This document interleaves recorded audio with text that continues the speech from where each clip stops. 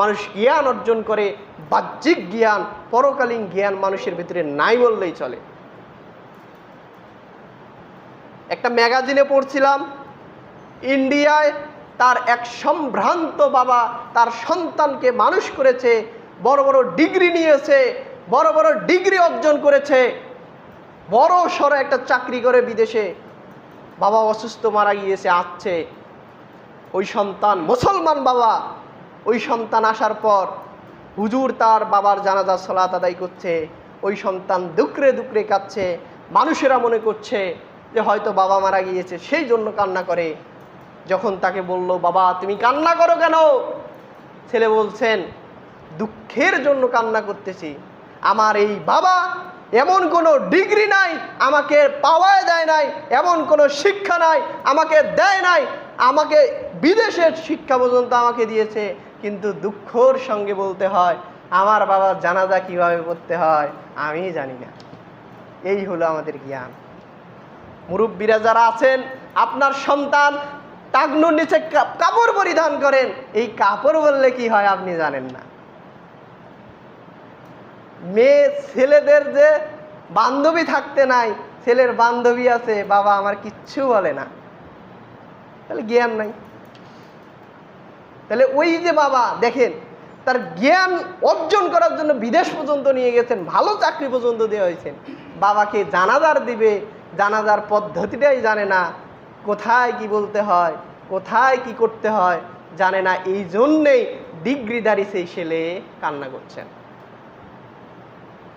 তাহলে এই ছেলে আপনাকে জান্নাতে নিয়ে যেতে পারে, আমার ছেলে জাহান্নামে নিয়ে যেতে পারে। কেমন করে হিসাব কষান। আপনি আপনার পিতার সন্তান, পিতা আপনার পিতার সন্তান, আপনি আপনার পিতা মনে করেন 100 বছর আগে মারা গিয়েছেন, আপনি এখনো জীবিত। যতদিন নামাজ না পড়বেন, যতদিন আল্লাহর ইবাদত না করবেন, যতদিন আপনি খারাপ পথে চলবেন, যত নেকি মানে খারাপ কাজ আপনি অর্জন করবেন, আপনার 50% পিতা শুয়ে পাবেন। তাহলে এই গোনা দিয়ে যদি আপনার পিতার প্রতিদিনই গোনা সেই কবরে ঢুকে, তাহলে আপনার পিতার পরিণতি কী হবে? তাহলে সেজন্য জ্ঞান খুবই ইম্পর্টেন্ট জিনিস।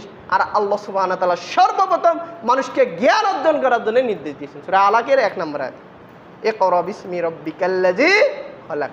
পড়ো তোমার প্রভুর নামে। পড়ো তোমার কিসের নামে? প্রভুর নামে। পড়ার নির্দেশটাই আল্লাহ সুবহানাহু ওয়া তাআলা আগে দিয়েছে। পড়া মানে জ্ঞান অর্জন করা, এলম অর্জন করা, মেধা অর্জন করা। আজকে আমরা যতটুকু মেধা আছে ওই মেধাটুকু আমরা কাজে লাগাই না, কাজে লাগাতে হবে। আরেকটা হাদিস বলে জুমার খুতবা শেষ করব, যেহেতু সময় সংকীর্ণ। রাসূল সাল্লাল্লাহু আলাইহি ওয়াসাল্লাম বলছেন, দীর্ঘ একটি হাদিস, সহিহ বুখারী এবং মিসকাতে 4629 নম্বর হাদিস। রাসূল সাল্লাল্লাহু আলাইহি ওয়াসাল্লাম বলছেন, বড় একটি হাদিস, তার হাদিসের এক অংশ শুধু বলছি। রাসূল সাল্লাল্লাহু আলাইহি ওয়াসাল্লাম বলেন, আমি ঘুমিয়ে স্বপ্নে দেখলাম, আর নবীদের স্বপ্ন কিন্তু ওহী। নবীদের স্বপ্ন কি? ওহী।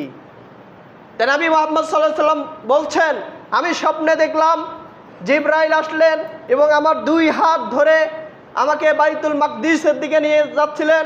বাইতুল মাকদিস মানে ফিলিস্তিনের দিকে নিয়ে যাচ্ছিলেন। পথিমধ্যে আমি লক্ষ্য করে দেখলাম এক আলেম ব্যক্তির সাথে আমার সাক্ষাৎ। ওই আলেম ব্যক্তিকে প্রহার করা হচ্ছে কিভাবে জানেন?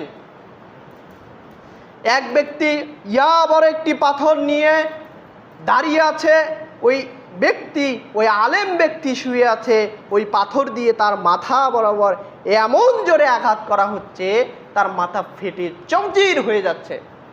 পাথরটা গড়িয়ে আবার যেতে লাগলো, ওই ব্যক্তি আবার পাথর নিয়ে আসা হলো, ওই পাথর আবার সেই ব্যক্তিকে মারা হচ্ছে, আবার তার মাথা চৌচির হয়ে যাচ্ছে, আবার অল্পক্ষণের মধ্যেই মাথা ঠিক হয়ে যাচ্ছে, আবার সেই পাথর নিয়ে এসে আবার তাকে মারা হচ্ছে। এইভাবে অনার্গল তার মাথার উপরেই পাথর নিক্ষেপ করছেন এবং মারতেছেন। আমি এই দৃশ্য দেখে জিবরাইলকে প্রশ্ন করলাম, মান হাউলা ইয়া জিবরাইল, হে জিবরাইল, তাকে এইভাবে আযাব দেওয়া হচ্ছে কেন? এই কারা? তাকে এইভাবে আযাব দেওয়া হচ্ছে কেন?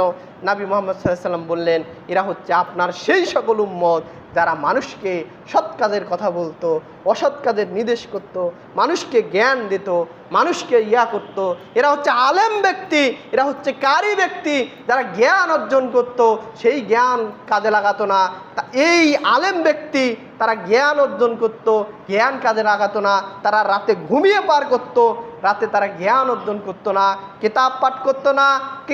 ওরা কিতাব আঁকা, তারা কিতাব পাঠ করতো না। এজন্যই তাদেরকে এইভাবে শাস্তি দেওয়া হচ্ছে। নবী মুহাম্মদ সাল্লাল্লাহু আলাইহি সাল্লাম তিনি এইভাবে বলছেন যে এইভাবে আমি তার শাস্তি দেওয়াকে প্রত্যক্ষণ করলাম। আর জাহান্নাম উদ্বোধন করবে সেই কাক দিয়ে। সবচেয়ে খুশি হইতাম কিসের জন্য জানেন? গুনাহ সমূহের মধ্যে সবচেয়ে বড় গুনাহ কি? শিরক। এই শিরককারী দিয়ে যদি জাহান্নাম উদ্বোধন করতো, তাও একটা মনে শান্তি থাকতো। থাকতো না? থাকতো। জিনা করছে এক দিয়ে জাহান্নাম উদ্বোধন করে শান্তি পাইতাম। ইহুদি খ্রিস্টানকে দিয়ে জাহান্নাম উদ্বোধন করতে শান্তি পাওয়া যাইত। কিন্তু দুর্ভাগ্য, আমরা মুসলমান হুজুর দাড়ি টুপি দানবীর শহীদ ব্যক্তিকে দিয়ে জাহান্নাম উদ্বোধন করা। এর চেয়ে দুঃখের বিষয় আর কি? এর চেয়ে পরিতাপের বিষয় কি? কারণ আমাদের নেশারের জন্যই আমাদের এই পরিণতি আমাদের উপরে চাপিয়ে দেওয়া হয়েছে। আল্লাহ সুবহানাহু ওয়া তাআলা আমাদের সবাইকে বুঝা এবং তৎ অনুযায়ী আমল করার তৌফিক দান করুন। সবাই বলে আমিন।